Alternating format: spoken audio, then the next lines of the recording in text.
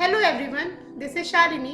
आपका स्वागत है हमारे चैनल मेटा एजुकेशन में। ये हमारी एमसीक्यूज की सीरीज है जिसमें हम रिसर्च एप्टीट्यूड यानी शोध अभिवृत्ति से related MCQs and previous year questions को कवर कर रहे हैं हिंदी एंड इंग्लिश में। ये उसका 5th पार्ट है। इससे पहले के पार्ट्स के लिंक आपको डिस्क्रिप्शन में से मिल जाएंगे। ये वीडियो उन सभी के लिए इम्पॉर्टेंट है जिनके किसी भी काइंड ऑफ पेपर में रिसर्च एप्टीट्यूड या रिसर्च मैथोलॉजी के क्वेश्चंस आते हैं। तो ध्यान से समझिएगा, वीडियो के साथ साथ आंसर दीजिएगा।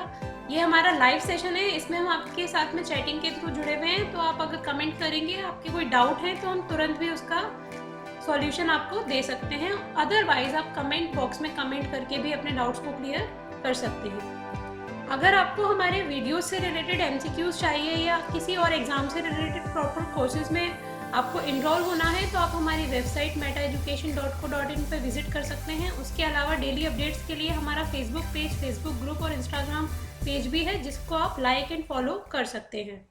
सो आज का क्लास शुरू करते हैं। ये हमारा 61 क्वेश्चन है। इससे पहले हमने 60 क्वेश्चन को अपनी 4 वीडियोज में कवर कर दिया है। आई होप आपको वो वीडियो समझ आई होंगी। अब आपको करना क्या है, क्वेश्चन नंबर लिखिए एंड क्वेश्चन का क्या ऑप्शन सही है, ए बी सी या डी, वो लिखिए कमेंट बॉक्स में इन क्वेश्चंस के साथ में, जिससे कि हमें पता चले आप कौन से क्वेश्चन का क्या आंसर दे रहे हैं। सो स्टार्ट करते हैं। Question number 61, a researcher prepared a report based on interviews of 25 people under which category this research can be placed. एक अनुसंधानकर्ता ने 25 व्यक्तियों के साक्षात्कार के आधार पर एक रिपोर्ट तैयार की। इसे अनुसंधान की किस कोटि में रखा जा सकता है? फर्स्ट है क्वांटिटेटिव रिसर्च, परिमाणात्मक रिसर्च। सेकंड है क्वालिटेटिव गुणात्मक। सी है हिस्टोरिकल ऐतिहासिक। डी साइंटिफिक या वैज्ञानिक शोध। किस कैटेगरी में आएगा? जल्दी से आंसर दीजिए।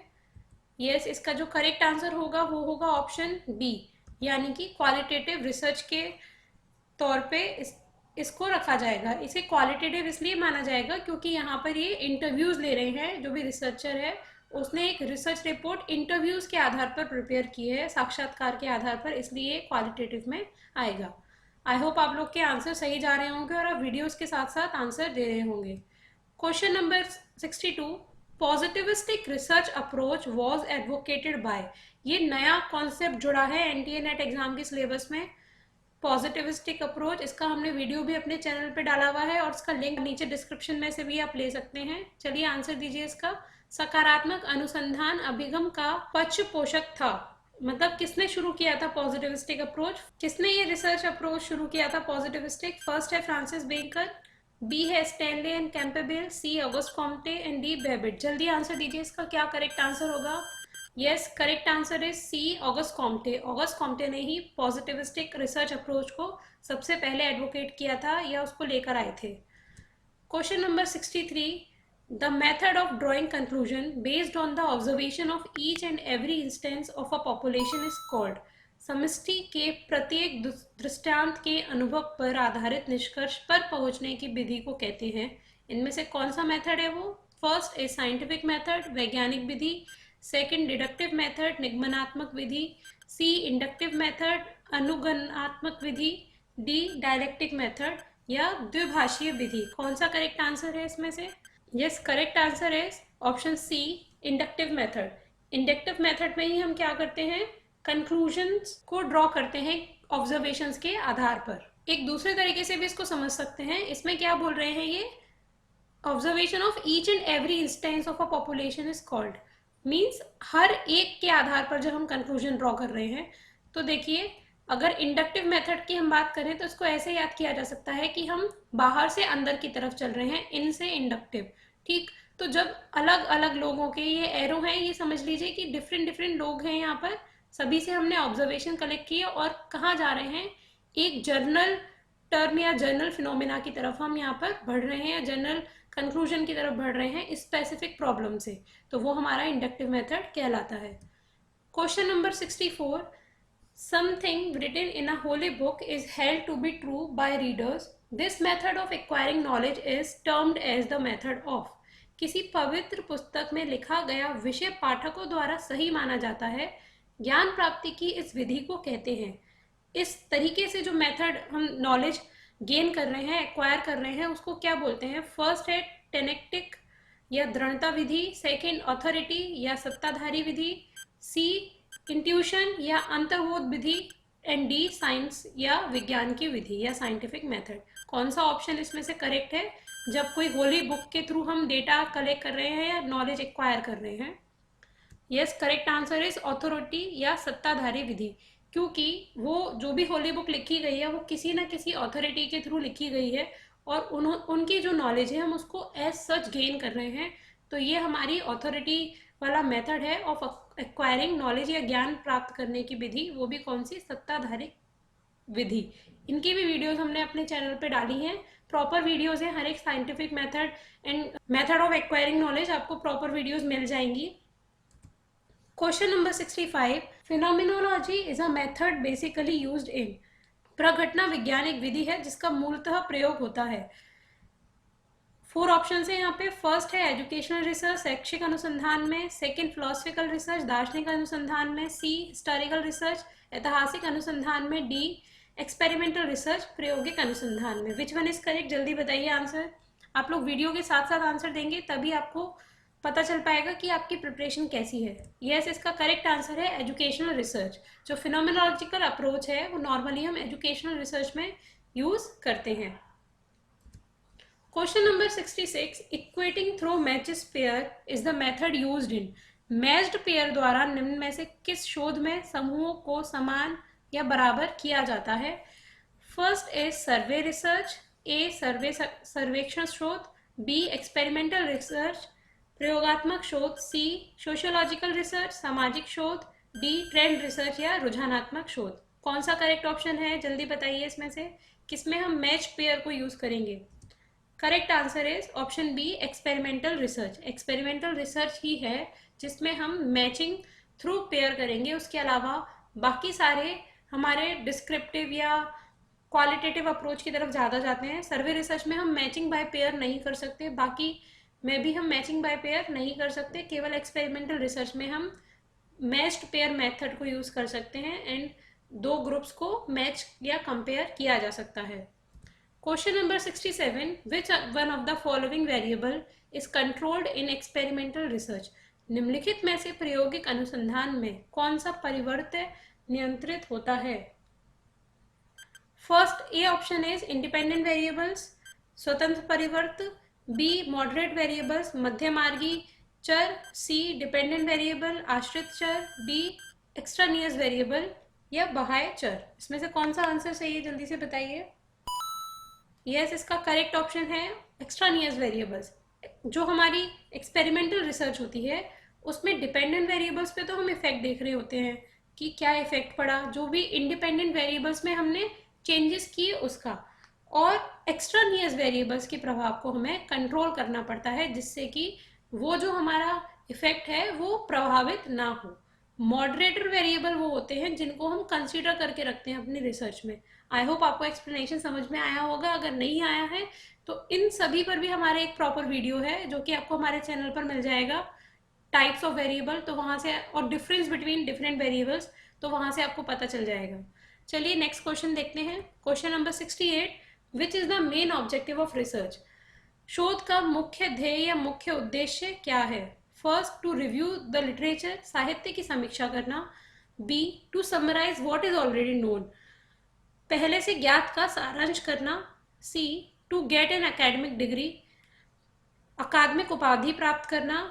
And D to discover new facts और to make fresh interpretation of known facts, नए तथ्यों की खोज करना अथवा ज्ञात तथ्यों की ताजा व्याख्या करना। जल्दी से बताइए मेन ऑब्जेक्टिव रिसर्च का क्या है। इस टाइप का क्वेश्चन हमने आपसे पहले भी पूछ रखा है, पर उसमें क्या था कि आपको ऑप्शंस सभी को मिला के आपको ऑप्शंस बताने थे कि इनमें से कौन सा ग्रुप सही है, पर यहाँ पे एक बताना है। Yes, correct answer is option D. D कैसे करेक्ट है इसका? क्योंकि हमें यहाँ पे एकेडमिक डिग्री तो लेनी है, ठीक है, रिव्यू ऑफ रिलेटेड लिटरेचर भी हम उसमें करते हैं, पर डी जो ऑप्शन है वो मेन पर्पस या मेन ऑब्जेक्टिव बता रहा है किसी भी रिसर्च को करने का।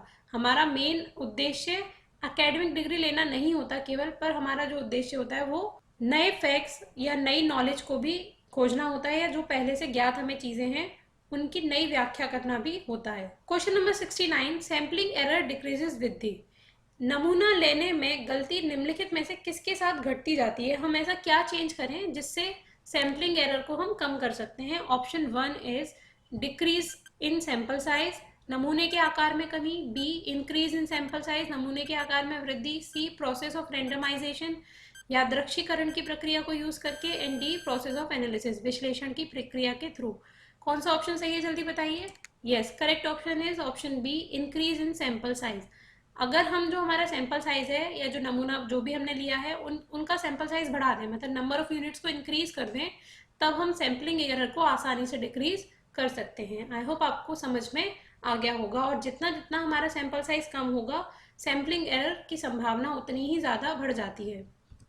Question number 70, the principles of fundamental research are used in, मौलिक शोध के सिद्धांतों का निम्नलिखित में से किस में उपयोग किया जाता है?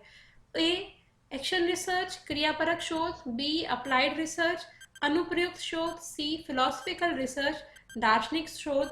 या डी, हिस्टोरिकल रिसर्च, ऐतिहासिक शोध। जो भी फंडामेंटल रिसर्च से जो भी हमारे पास आउटकम्स आते हैं उसको हम किस में नॉर्मली यूज करते हैं? जल्दी से बताइए इसका answer. Yes, correct answer is applied research या अनुप्रयुक्त शोध।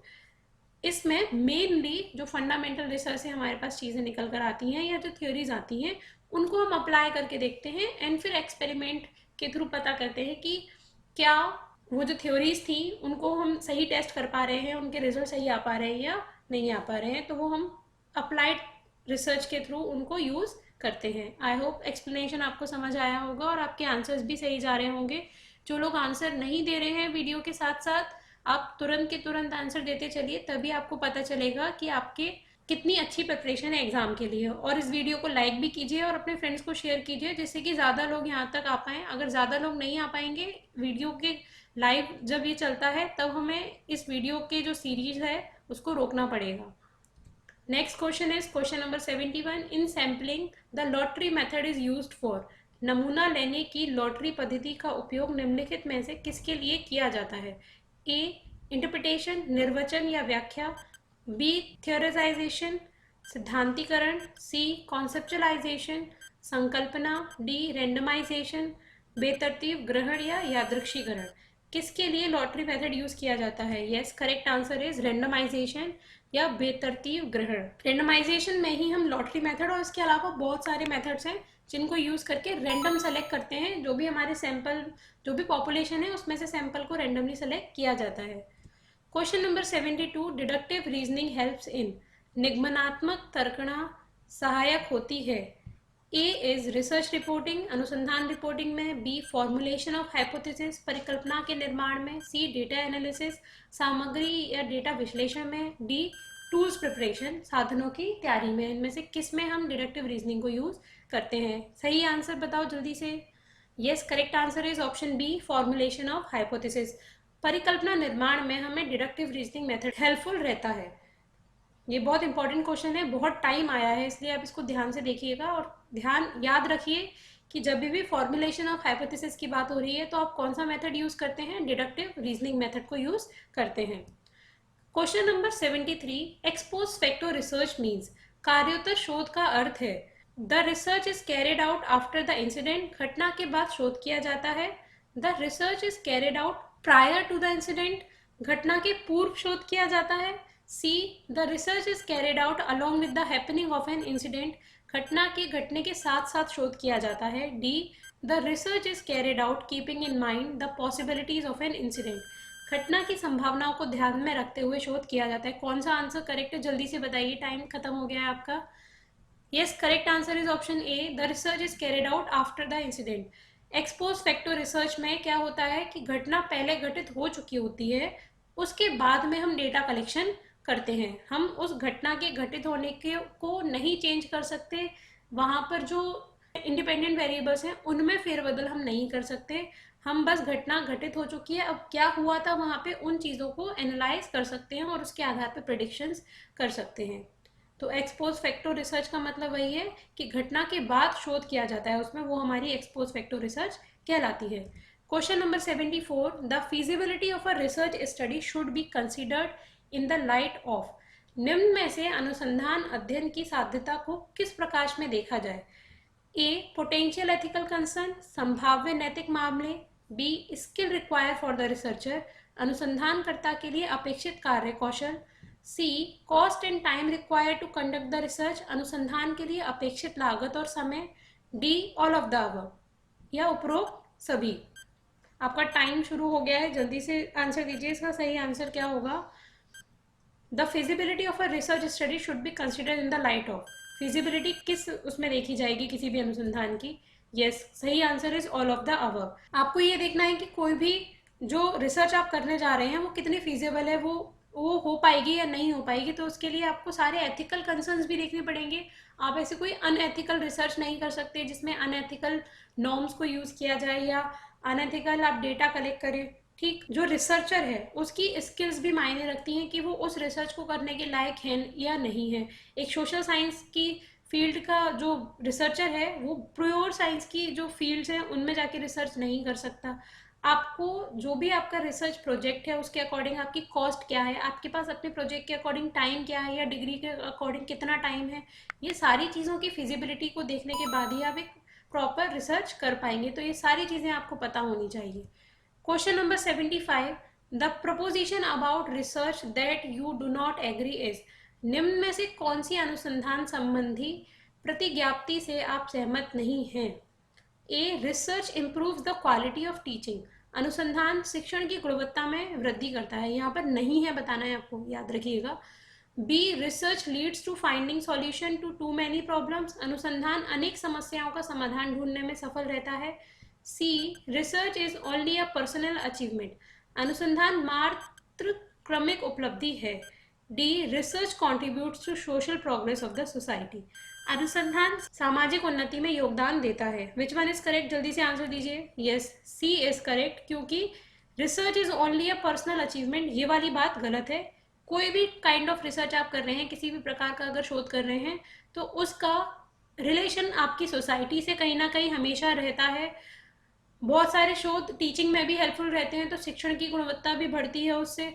बहुत सारी प्रॉब्लम्स को जो रिसर्चेज हैं या शोध हैं वो सॉल्व करते हैं। इसलिए ए बी एंड डी तो सही आंसर्स हैं, पर सी जो है वो इनमें से सही स्टेटमेंट नहीं है, इसलिए C is the correct answer. I hope आपको आज का वीडियो समझ में आया होगा और आपके आंसर्स भी सही गए होंगे। इस वीडियो के खत्म होने के तुरंत बाद आप कमेंट बॉक्स में कमेंट करके बताइए कि आपके आज के 15 आउट ऑफ कितने स्कोर रहा, जिससे कि आप भी को भी अच्छा लगे बताने में और दूसरे स्टूडेंट भी मोटिवेट हो कि हाँ बच्चों के ज़्यादा स्कोर्स आ रहे हैं, तो हम भी आगे से और मेहनत करके सही आंसर देने का ट्राई करेंगे। अगर आपको ये वीडियो पसंद आया हो देन इसको लाइक कीजिए, अपने फ्रेंड्स को शेयर कीजिए और हमारे चैनल को सब्सक्राइब कीजिए। Thank you and have a nice day.